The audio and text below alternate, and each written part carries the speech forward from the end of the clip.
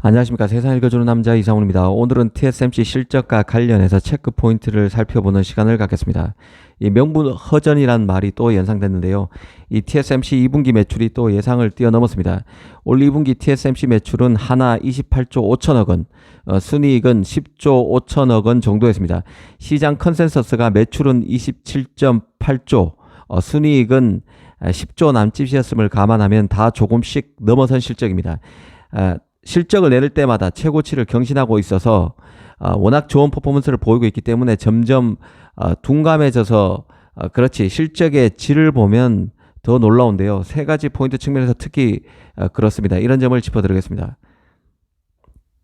그 AI 칩이 주로 만들어지는 가장 고부가 가치 사업부가 바로 고성능 컴퓨팅 HPC 분야입니다. 이 매출이 처음으로 50%를 넘어서 52%를 기록했습니다. 100원어치의 칩을 팔았다면 HPC 칩이 52원이라는 뜻입니다. 노드별로 봐도 TSMC 포트폴리오가 고부가가치 중심으로 탄탄하게 짜여져 있음이 그대로 드러나는데요. 일단 TSMC 3나노 매출 비중이 15%로 자신의 최고 분기 기록과 타이를 이뤘습니다. 3나노의 경우는 일찌감치 호조가 예상되긴 했었는데요. 원래 그 AP, CPU 등 프로세서에서 TSMC의 대중화 노드인 N3가 본격적으로 활용되면서 3나노 팹이 100% 가동되고 있다는 얘기가 외신에서 계속 나왔기 때문입니다. 직전인 올 1분기 TSMC 3나노 비중은 9%까지 떨어졌었는데요. 이번에는 15%로 6%포인트 다시 뛴 것입니다. 이 TSMC 3나노가 첫 매출에 잡혔던 시기가 지난해인 2023년 3분기였습니다. 그때 첫 매출 비중이 전체 6%였는데요. 그리고 작년 4분기 이번과 같은 15%까지 뛰었었습니다. 그 이후로 올 1분기에 9%로 빠졌다가 다시 15%로 원상 복귀한 것입니다. 지금 추세면 3나노가 주력 노드화가 되는 내년에는 3나노의 매출 확산세가 더 두드러질 것으로 예상됩니다. 올 하반기에 AP CPU가 본격적으로 많이 만들어지기 때문에 그렇습니다. 마지막으로 TSMC 매출 비중에서 놀라웠던 점은 3나노, 5나노, 7나노 이 세 개 노드의 매출 비중 총합이 무려 67%, 70% 가까웠다는 점이죠. 67%나 된다는 점이었습니다. 이 3나노는 15%, 5나노는 35%, 7나노는 17%였습니다. 5나노와 7나노는 직전 분기인 올 1분기보다 2%포인트 낮아진 수치지만 여전히 탄탄한 수요를 보이는 저력을 가졌습니다. 특히 그 5나노 35%를 기록한 5나노의 경우는 TSMC가 그간 탄력적으로 운영하고 있다는 소식이 외신에서 많이 들렸었는데요. 가령 지난해 3나노 고객이 비싼 칩 가격 때문에 이 가장 고급 노드라는 3나노를 외면할 때는 3나노 팹을 5나노로 돌려서 5나노 팹 가동률을 더 끌어올리기 위해 나섰던 TSMC가 이번에는 3나노 팹의 고객이 쏠리자 5나노를 3나노로 돌리고 있다는 얘기도 나왔었습니다. 이런 상황에서도 5나노가 2분기에 35%가 되는 매출을 차지했다는 사실 자체가 놀라운 것이라는 생각입니다. 이 단일 노드로 치면 5나노 비중이 가장 높은 것이죠. 5나노가 35%가 가장 높고 그 다음이 7나노 17%, 그 다음이 3나노 15% 순입니다. 그런 데서 보듯 TSMC 5나노는 명실공히 현재 TSMC의 주력 노드입니다. 지금 AI 칩 중에서 가장 핫하다는 엔비디아의 호퍼 GPU도 4나노로 만드는 것으로 알려져 있지만 사실상 5나노의 파생 노드죠. 올 하반기 이런 최고 노드인 그 5나노 설비를 3나노로 바꿀 만큼 3나노 노드에 고객이 몰릴지도 흥미로운 포인트라는 생각입니다. 대만 언론들은 장비 업계의 말을 빌어서 애플과 인텔, 퀄컴과 미디어텍의 그 TSMC 3나노 생산 설비 선점 경쟁이 치열하다는 소식을 최근에 계속 내놓고 있는 상태입니다. 잘 지켜볼 이슈라는 생각입니다. TSMC 매출 구조를 꼼꼼히 보게 되면 삼성과는 달라도 너무 다르다는 생각을 하게 됩니다. 격차가 아직 크다는 뜻입니다. 같은 첨단 칩을 만들지만 삼성은 더 작은 칩을 만드는데 특화되어 왔습니다. 가령 AP나 모뎀 같은 SoC 칩을 만드는 것이죠. 로파워, LP 즉 저전력이 특징인 칩을 만드는 공정입니다. 스마트폰에 들어가는 AP는 항시 전력을 공급하는 게 아니기 때문에 전력을 덜 잡아먹는 칩이 필수인 것이죠.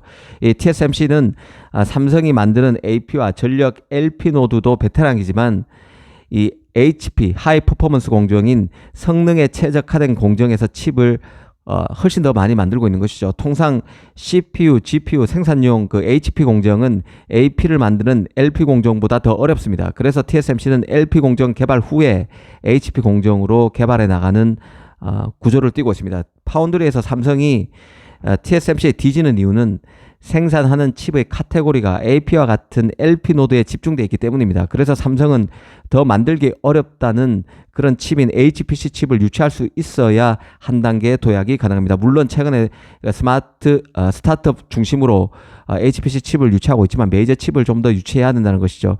명실공히 인류 파운드리 내에서도 인류 업체로 TSMC와 어깨를 나란히 하기 위해서는 2020년에 유치했던 NVIDIA 프로세서 GPU인 암페어 같은 칩을 더 자주 상시적으로 유치할 수 있어야 그 단계로 도약이 가능할 것입니다. 물론 최근 긍정적 기류도 있습니다. 삼성도 첨단 노드를 세분화하고 있는 것이죠. 가령 기존의 3개였던 삼성의 4나노 노드는 현재 5개로 세분화된 상태입니다. TSMC도 5나노, 4나노는 4-5개 노드로, 3나노도 4-5개 노드로 세분화하고 있습니다. 이 실력이 뛰어나다는 얘기는 엄밀히 얘기하면 디테일이 뛰어나다는 뜻이고, 이는 결국 세분화로 귀결될 수밖에 없습니다. 이런 세분화된 노드들은 같은 플랫폼으로 분류되는 만큼 특정 공정을 대부분 공유하지만 특정 프로세서에서 조금씩 특징을 달리하기에 다른 명칭을 사용하는 것입니다. 이는 AP, CPU, GPU, FPGA 등으로 파운드리 고객이 다양하다는 의미를 함축하는 것이고, 파운드리가 이런 고객에 차별화된 서비스를 제공할 수 있다는 뜻이기도 합니다. 삼성도 이 레벨로 올라가야 하는 것이죠. 이 삼성의 경우는 TSMC 추격을 위해서 HPC 노드를 염두에 두고 특별히 설계된 SF4X라는 노드도 4나노에서 내놓은 바 있습니다. 이 노드를 통해서 AI 스타트업인 캐나다의 그로크 칩을 수주하기도 했죠. 이런 것을 크게 늘려야 HPC 칩 비중이 올 2분기에 벌써 전체의 52%를 찍은 TSMC를 따라갈 발판 마련이 가능하다고 보는 것입니다. 이 3나노의 한정에서 봐도 삼성은 좀 답답한 상황인데요. 3나노 고객이 손에 꼽을 정도입니다. 갤럭시 워치에 3나노 칩인 엑시노스 W1000이 탑재됐고, 연말에는 아직 그 말이 많지만 갤럭시 S25 시리즈용 3나노 AP 엑시노스 2500 칩이 양산될 예정입니다. 하지만 모두 내부 칩이죠. 채굴용 칩도, 중국의 채굴용 칩도 수주했지만 소량에 불과합니다. 물론 삼성의 이름을 공개하지는 않았지만 미국 서버 칩도 3나노로 수주했다고 밝히긴 했습니다. HBM 메모리를 갖춘 서버급 프로세서를 삼성이 생산하고 2.5D 패키징을 함께 HBM과 수주한다는 점도 밝힌 상황인데요. 한마디로 턴키 수주를 한 것이죠. 원스톱 서비스에 성공한 것입니다. 개인적으로는 이 고객이 메이저 고객이길 바라지만 사실 그 가능성은 낮다고 봐야 합니다. 스타트업 물량일 가능성이 큰 것이죠. 삼성이 내부 물량만 잡아서는 가동률이 낮을 수밖에 없고 레퍼런스 확보에도 한계가 있습니다. 고가의 장비가 많은 파운드리에서는 고정비가 많이 들 수밖에 없기 때문에 가동률이 확보돼야 재투자도 가능한 것이고 기술 투자도 가능해집니다. 이 삼성의 경우는 메모리 세트 부분에서 이익을 내기 때문에 완충이 어느 정도 가능하다고 해도 파운드리에서는 아쉬울 수밖에 없는 대목입니다. 삼성의 분발이 필요합니다. 감사합니다.